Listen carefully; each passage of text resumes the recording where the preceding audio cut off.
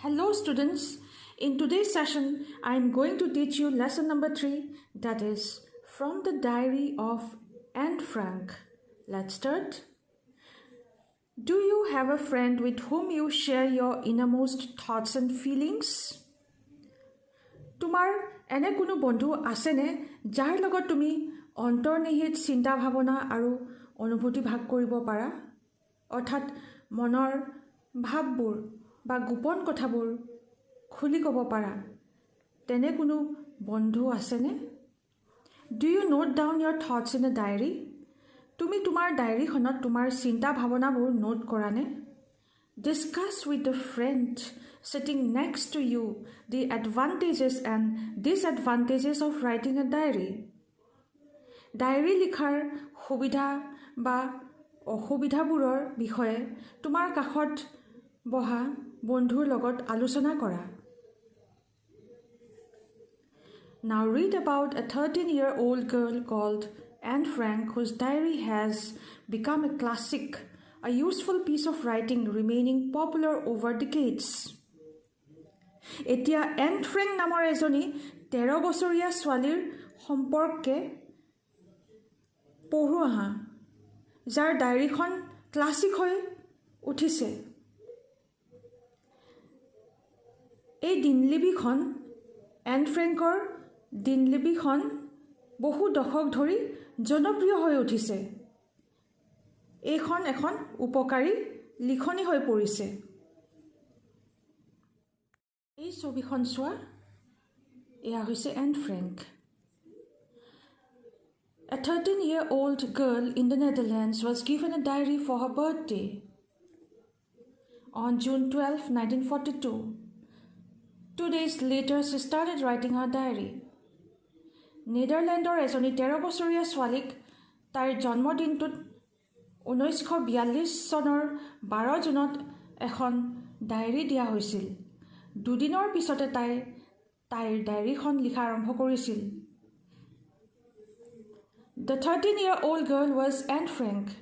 Born on June 12, 1929, she was the daughter of Otto H. Frank and her mother was Edith Frank. তাইৰ জন্ম হৈছিল 1929 চনৰ June মাহৰ 12 তাৰিখে। তাই অটো এইচ ফ্ৰেংকৰ জীয়েক আছিল আৰু তাইৰ মাকৰ নাম এডিথ ফ্ৰেংক আছিল। The world would not have known her had her diary not been published after her death.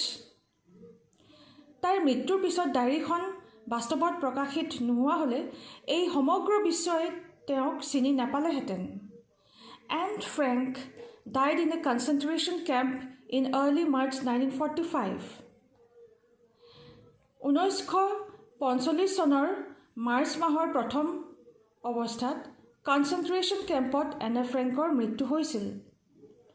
Her father Otto Frank was the sole member of the family who survived World War II.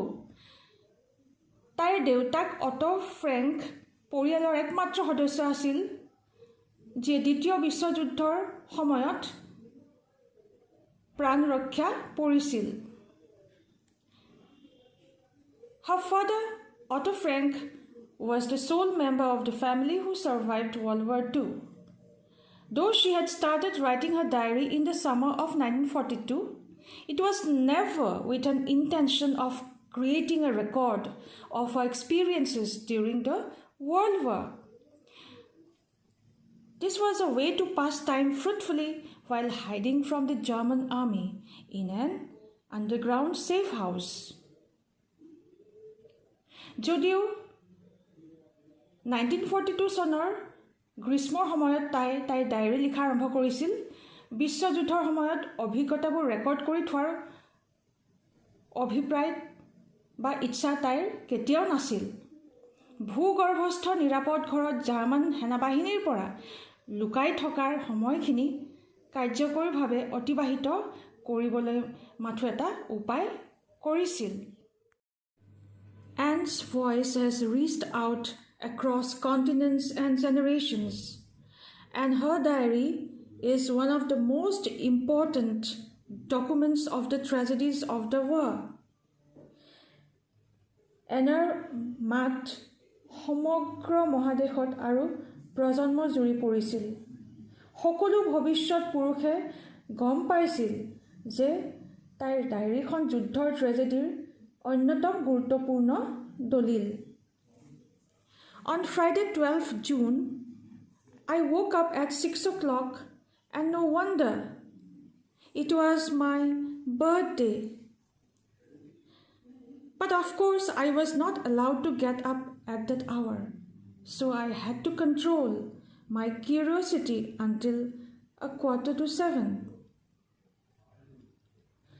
শুক্ৰবাৰে 12 জুনৰ 6 বজাত মই টোপনিৰ পৰা উঠিছিলোঁ। আৰু ইয়াত আচৰিত হ'ব লগা একো নাই। সেইদিনা মোৰ জন্মদিন আছিল। তেতিয়া অৱশ্যই মোক সেই মুহূৰ্তত উঠিব দিয়া নহৈছিল। Then I could bear it no longer and went to the dining room where I received a warm welcome from Murti the cat. সেইকাৰণে মই মোৰ কৌতূহল নিয়ন্ত্ৰণ কৰিবলগীয়া হৈছিল 7:15 লৈকে। তাৰ পিছত মই আৰু ধৈৰ্য ধৰিব নোৱাৰিছিলোঁ আৰু ডাইনিং ৰুমত গৈছিলোঁ, য'ত মূৰ্তি নামৰ মেকুৰীটোৰ পৰা মই উষ্ণ অভ্যৰ্থনা পাইছিলোঁ। Soon after 7, I went to Mummy and Daddy and then to the sitting room to undo my presents. 7 বজাৰ ঠিক পাছতে মই মা আৰু দেউতাৰ ওচৰলৈ গৈছিলোঁ আৰু তাৰ পিছত বহাৰ ৰুমত গৈছিলোঁ মই মোৰ উপহাৰবোৰ খুলি চাবলৈ। The first to greet me was you, possibly the nicest of all. Then on the table there was a bunch of roses, a plant and some peonies, and more arrived during the day. মোক স্বাগতম জনাবলৈ তুমিয়ে প্ৰথম আছিলা। সম্ভৱতঃ সকলোতকৈও ভাল লগা উপহাৰটো তুমিয়ে আছিলা। তাৰ পিছত টেবুলৰ ওপৰত এথোপা গোলাপ ফুল আছিল, এজোপা গছৰ পুলি আৰু কিছুমান পিয়নিজ, আৰু বহুতো উপহাৰ দিনটোৰ ভিতৰত আহিছিল। I got masses of things from Mummy and Daddy and was thoroughly spoiled by various friends. মই মা দেউতাৰ পৰা বহুতো বস্তু পাইছিলোঁ আৰু সময়ৰ সোঁতত বিভিন্ন বন্ধুৰ দ্বাৰা সেইবোৰ বস্তু সম্পূৰ্ণৰূপে নষ্ট হৈছিল।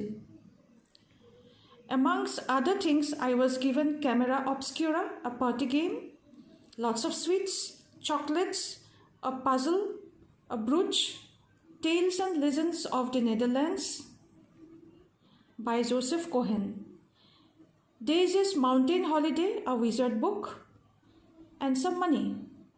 Now I can buy the meats of Greece and Rome grand. অন্যান্য বস্তুবোৰৰ মাজত মোক কেমেৰা অবস্কিউৰা দিয়া হৈছিল, এটা পাৰ্টি গেম, বহুতো মিঠাই, চকলেটছ, এটা পাজল, এটা ব্ৰুচ দিছিল, জোচেফ কোহেনে লিখা গল্প tales and legends of the Netherlands, ডেইজিৰ মাউণ্টেইন হলিডে নামৰ এখন উইজাৰ্ড বুক আৰু কিছু টকাও দিছিল। এতিয়া মই দ্য মিথছ অফ গ্ৰীচ এণ্ড ৰোমৰ পৌৰাণিক কাহিনী কিনিব পাৰিম।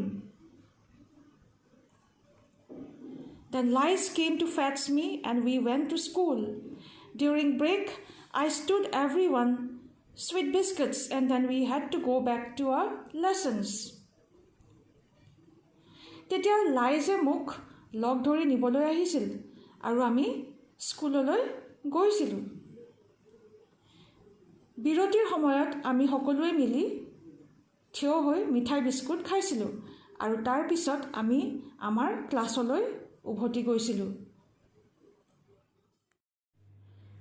Now I must stop. Bye bye. We are going to be great pals. এতিয়া মই অৱশ্য অলপ ৰ'ব লাগিব। Bye bye. আমি আটাইতকৈ মহান বন্ধু হ'বলৈ গৈ আছোঁ। Here is another diary entry dated 20 June 1942. 1942 চনৰ জুন মাহৰ 20 তাৰিখে ইয়াত আৰু এখন ডায়েৰী এন্ট্ৰি কৰা হ'ল. I have not written for a few days because I wanted first of all to think about my diary. মই কিছুদিন একো লিখা নাছিলোঁ কাৰণ মই প্ৰথম অৱস্থাত মোৰ ডায়েৰীখনৰ কথা ভাবিব বিচাৰিছিলোঁ. It's an odd idea for someone like me to keep a diary, not only because I have never done so before, but because it seems to me that neither I nor, for that matter, anyone else will be interested in the unbosomings of a 13-year-old schoolgirl. মোৰ দৰে এজনী সৰু ছোৱালীৰ কাৰণে diary ৰখাটো এটা অস্বাভাৱিক ধাৰণা বা কথা. অকল এই কাৰণেও নহয় যে মই আগতে কেতিয়াও ৰখা নাই, তথাপিও এই কাৰণে মোৰ ভাৱ হয় যে মই বা অন্য কোনোৱে এই বিষয়ৰ প্ৰতি আগ্ৰহী নহবও পাৰে. অৰ্থাৎ 13 বছৰীয়া স্কুলীয়া ছাত্ৰী এজনীয়ে ডায়েৰীখনত কি লিখিছে বা লিখা নাই সেই বিষয়ে কোনোবাই ইণ্টাৰেষ্ট ফিল নকৰিবও পাৰে বা গুৰুত্ব নিদিবও পাৰে.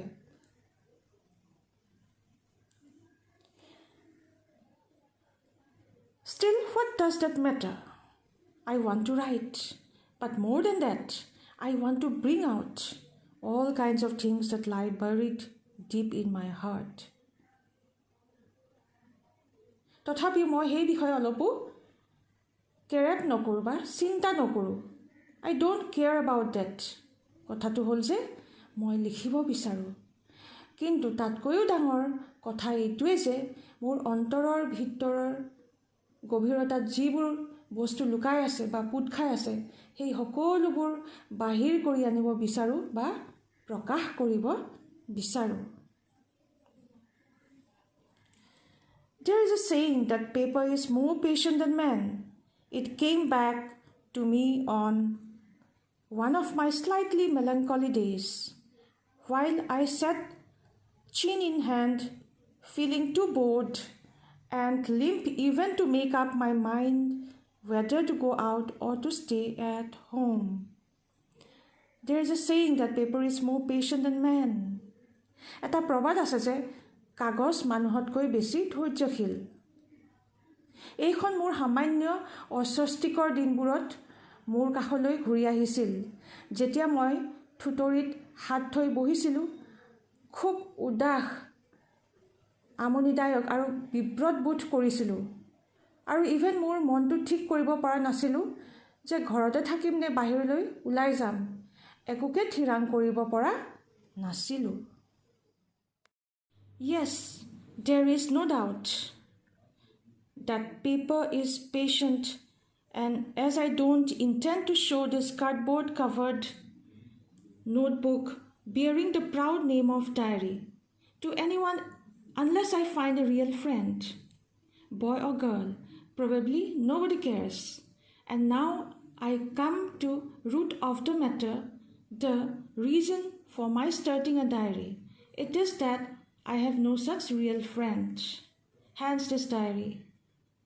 হয়, ইয়াত কোনো সন্দেহ নাই যে কাগজো ধৈৰ্যশীল. আৰু যিহেতু মই এই গৰ্বিত নামটো সহ কাৰ্ডবৰ্ড আচ্ছাদিত নোটবুকটো কাকো দেখাবৰ ইচ্ছা কৰা নাই, যেতিয়ালৈকে মই কোনো সঁচা অৰ্থৰ বন্ধু, ল'ৰা বা ছোৱালী যোনেই নহওক বিচাৰি নাপাওঁ. সম্ভৱতঃ কোনেও সেই বিষয়ে গুৰুত্বও নিদিয়ে. এতিয়া মই বিষয়টোৰ মূল কথাটোলৈ আহিছোঁ, মোৰ ডায়েৰীখন আৰম্ভ কৰাৰ কাৰণ. এতিয়া মোৰ যে তেনে কোনো প্ৰকৃত বন্ধু নাই, সেইকাৰণে এই ডায়েৰীখন লিখিব লৈছোঁ. Hence this diary. In order to enhance in my mind's eye the picture of the friend for whom I have waited so long, I don't want to set down a series of bald facts in a diary like most people do. But I want this diary itself to be my friend, and I shall call my friend Kitty. মোৰ অন্তৰ্দৃষ্টিত সেই বন্ধুজনৰ ছবিখন বহলভাৱে, বিস্তাৰিতভাৱে স্পষ্ট কৰি তুলি ধৰিবলৈ, যাৰ কাৰণে মই ইমান দিন বাট চাই আছিলোঁ. মই বেছিভাগ লোকৰ দৰে এই ডায়েৰীখনত একাধিক নিৰহ তথ্য, অনাবৃত সুস্পষ্ট ঘটনা স্থিৰ কৰিব বিচৰা নাই, কিন্তু মই বিচাৰোঁ যে এই ডায়েৰীখনে নিজেই মোৰ বন্ধু হওক আৰু মই মোৰ বন্ধুক কিটি বুলি সম্বোধন কৰিম।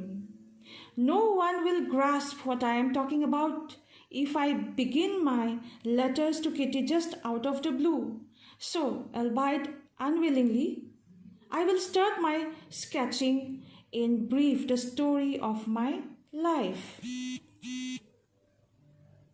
মই যি সম্পৰ্কে কথা কৈছিলোঁ সেয়া কোনেও বুজিব নোৱাৰিব। মই যদি হঠাতে বা আকস্মিকভাৱে অপ্ৰত্যাশিত সময়ত কিটিত মোৰ চিঠিবোৰ লিখা আৰম্ভ কৰোঁ, তথাপিও অনিচ্ছাকৃতভাৱে মই মোৰ জীৱনৰ সংক্ষিপ্ত বিৱৰণ অংকন কৰিব আৰম্ভ কৰিম। That's all for today.